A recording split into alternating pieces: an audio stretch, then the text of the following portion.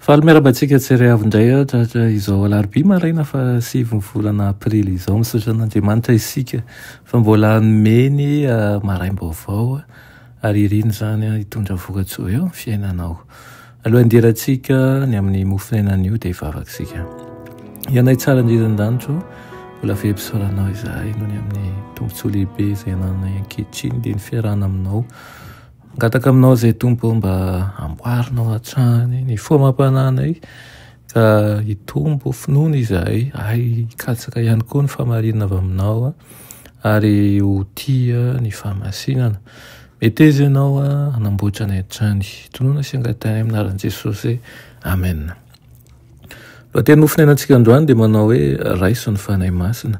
Nalaina amin'ny Salamo 8:100 andiny 7:20 manao hoe aoka anie ho tonga anatrehana ny fitarainako Jehovah, ampianaro aho araka ny teninao. Amen.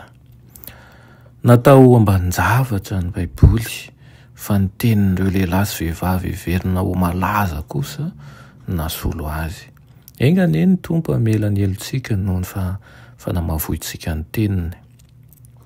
Na misy harena tsy hay tombanana aza ao anatin'ny Baiboly ary natoy ny tany izay manafina volamena sarobidy azy zany dia tsy mba homen-daza, tsy misy mpitsandraka akory ka tsy hita ny harenany. Tsy haintsika asandaina ny asarobidy ny famonjam-po sy ny fahamarinana ary ny fitiavana. Tsy mety ho be loatra mihitsy ny fananantsika n'ireo harena avy any an-danitra ireo ary ao amin'ny tenin'Andriamanitra no ahitantsika ny fomba azahoana azy. Nahoana nefa no tsy mampiraika an'ireo maro izay mitonona ho kristianina koa ny tenin'Andriamanitra? Satria ve tsy fanahy sy fiainana ny tenin'Andriamanitra? Sa ve tsy mahaliana ny asa mpanaovan'i Jesosy atsika?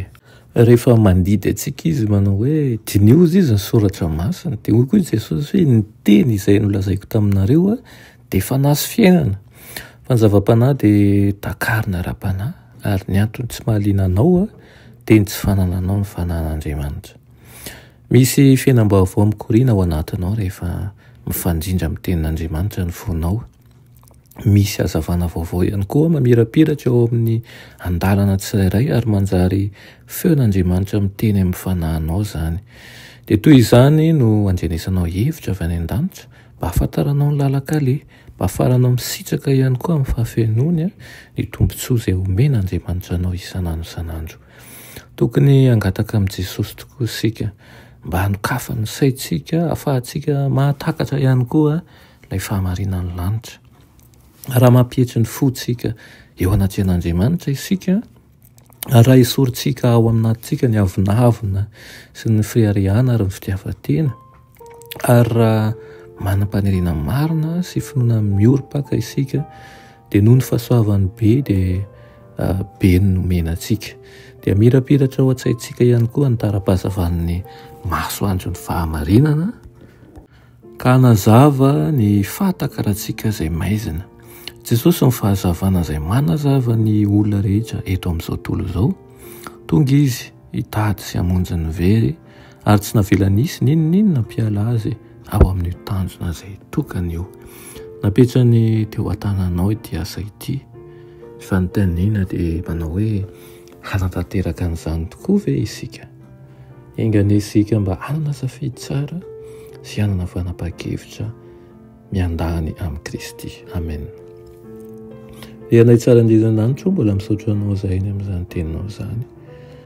Ampianaro izahay mba ho tia mikatsaka ny fahamarinana avy aminao ary mangataka ny fanahinao masina mba hanolotsenanay mandrakariva ary handresy lahatra anay amin'ny fanarahana anao. Tonoana sy angatany aminaran'i Jesosy. Amen.